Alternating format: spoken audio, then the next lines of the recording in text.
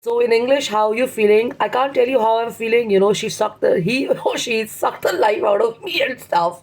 And they're sitting in a bar and they're having the conversations and stuff like that, and they're getting completely graphic and hunky dory over this and stuff. And three people got up and walked away because none of them wanted to have a chat about it, and they knew it that they're complainers.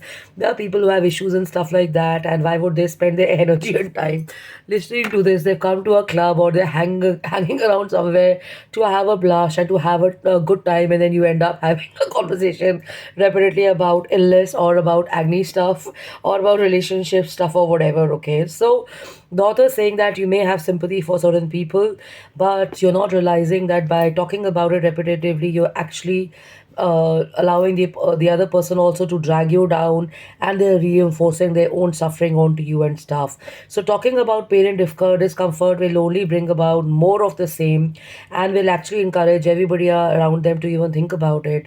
So like I say, people are trying to say that, what, we are trying to create awareness around it, we are trying to do good to the world and stuff like that. By all means do it, but the point is, if you're going to bring about the negativity of people's lives and how bad their situations are, or how they how bad their health could be, which is not even a chance, and how bad the health has been, so you kind of help people relive the entire journey again and again. Obviously people are not going to be recovering, not everybody is going to enjoy it, and people are going to put a big question mark around their health and around their illnesses and stuff like that. So as they say, shut the trap, stop the sharing and stuff like that, and avoid being agni aunties and uncles to people who are not able to put a stop to their stories and to their complaints and stuff like that. And if they really want to do something like that, they can very well go to a therapist and talk to them and share their minds and thoughts like that.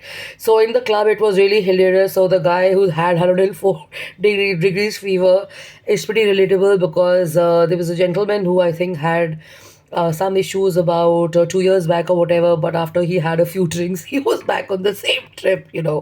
So it was basically hilarious, and I'm not making fun of it, but I'm not mocking it. But the point is this, that sharing your own suffering again and again does not kind of empower everybody. It just makes somebody also question the whole fact that what the hell are you doing with that suffering, and why the hell have you kind of made it your life journey or your own story, and you think you're going to recover and you're going to heal from it if you're going to consistently talk about it and share about it as a healer, as a doctor or whatever. I don't think it makes sense unless and until you have the right kind of audience and the kind of people who are going to be listening to it and agreeing with you. Okay, so the author is also saying that, do not let it rain on your parade. So somebody says, what a lousy day, relationships are so messy, relationships are so bad, that guy is such a scoundrel, he's such a jerk, he's such a loser.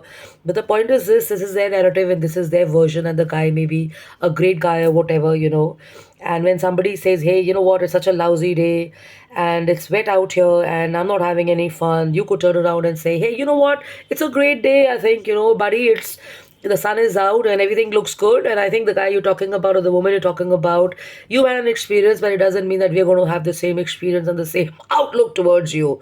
So the point is, be discreet about what people are showing you and throwing at you, and it does not make sense to kind of agree with everybody else's version, because when a relationship or a business collaboration falls apart, people have a habit, or it is a normal tendency to sit in, I would say the word bitch, sorry for my language, but talk ill about those people and stuff like that. That's what happens when um, that's what happens when even companies fall apart, or collaborations fall apart, or governments fall apart. There's a lot of pointing fingers at one another, blaming each other, blaming each other's family and stuff like that. Okay, so what is advisable to stay off it. It may be a serious conversation or a difficult topic conversation, which a lot of people enjoy, but you don't have to be party to it. And there's a time and a place for everything. And just because a few people think that serious conversations and difficult conversations account for the journey of your life and stuff, they're sadly mistaken, because it's not like that everywhere.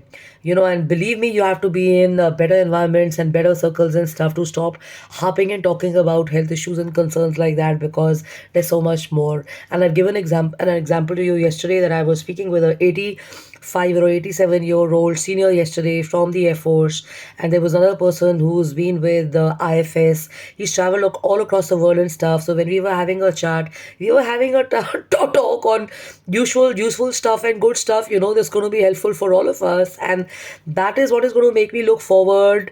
The experience that I'm carrying, the chai I've had, the coffee I've had, the bonding I've had, the fun I've had, the personal questions I've been able to ask, the stories I've been able to hear of these people and stuff, and their worldwide experiences and stuff. Not some shitty stories of health and fever and brain drains and calling names people on the screen or through their books or through their videos or on TV and stuff.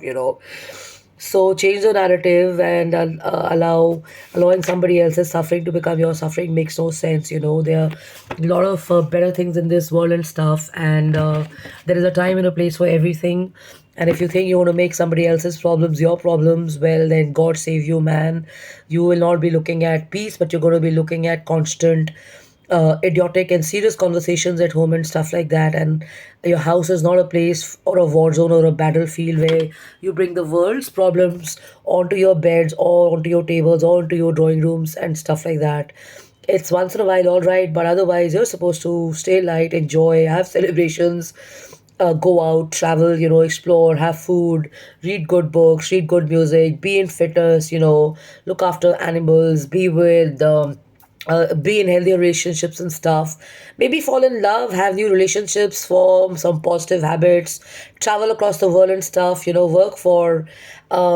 Work with children, for children, or whatever. I mean, so keep it light and have fun, and avoid the seriousness and the heaviness there, because today what I saw was just amazing. People just got up and walked off from the table and stuff because they know that few people are going to come in and they're going to have the same shares and everything, and not everybody, like I said, is there to look at some shit talk and some stuff on divorces or on separation and stuff like that. So love and luck, and take care and have fun and enjoy yourself. And women and men who are blaming their partners for fallouts or relationships and stuff, get a life. I mean, when you're pointing a finger at someone, you're actually trying to say that the person was incapable. But my question would be, if you spent, let's say, 18 years or 20 years together, nobody asked you to be in those relationships, no matter what it was, okay? And I asked these questions also to my so-called friends from my childhood or whatever. I've stopped hanging around with them, that if you've been having issues and problems for so many years, why the hell are you in that relationship and stuff? And it's better to separate. It's better to put yourself out of it and have a new life of your own, and let your children not suffer, because this is what children are going to follow as well.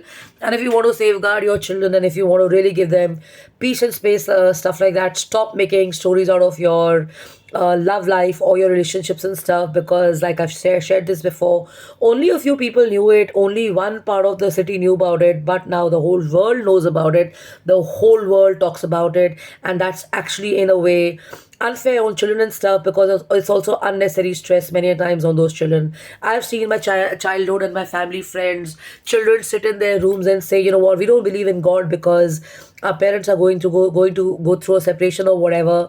But at the same time, when they went for counseling and stuff like that, they've been able to extend their wedding for they've been able to extend their relationship to another 3 years, 3 years or whatever. But they have this repetitive patterns of having fights every now and then.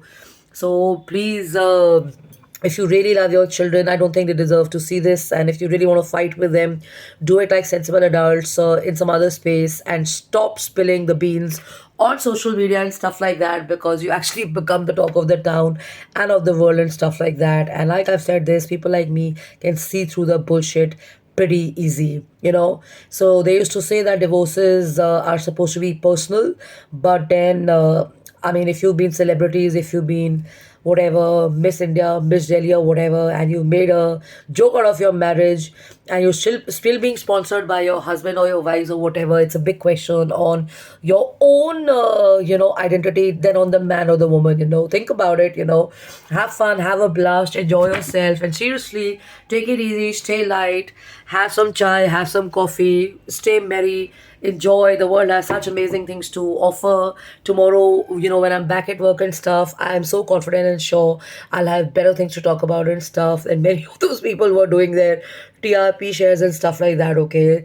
So with folded hands, madams and sirs, please, angry uncles and aunties, take a break, man. You know what? If you want a good relationship between your family and in your community and stuff, stop this. You're punishing yourself indirectly by reliving the so-called journey of your marriage or whatever, and you're making your people also suffer in the same way. Okay, so love and luck and take care, have fun, and thanks so much for the encouraging messages and inspirational, motivational quotes and stuff. Looking forward to meeting you in the coming week, hopefully.